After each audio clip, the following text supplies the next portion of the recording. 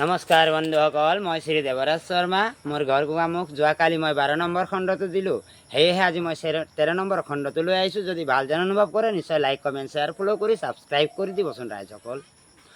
Fruit বুলি কয় ফল মূলক, হাজৰিকাদেৱৰ কনিষ্ঠ পুত্ৰ পুলক। দোকানলৈ মানুহ আহে জাক জাক, অতি নম্ৰ আৰু ভদ্ৰ পুলকৰ মাক। ইজনে সিজনক দিয়ে সঁহাৰি, খোলাখুলি অন্তৰৰ সৰু বোৱাৰী। নজনা কথাবোৰ ডাঙৰৰ পৰা শিকা, কাষতে লাগি আছে ৰুদ্ৰ হাজৰিকা। তেখেতে পাঠ কৰে শাস্ত্ৰ ভাগৱত গীতা, মাতষাৰো তেখেতৰ শুনিবলৈ মিঠা। দুজন ল'ৰা দুজনী ছোৱালী, খুৰীগৰাকীয়ে দিয়ে সঁহাৰি। বৰপুত্ৰ গহীন হাজৰিকা, মিস্ত্ৰী কৰ্মত আছে অভিজ্ঞতা। ঘৰখনত আছিল দুজনী ছোৱালী, হাঁহি মুখৰ ডাঙৰ বোৱাৰী। আৰু আনন্দৰে ভৰা ঘৰখনত আছে এটি সৰু ল'ৰা।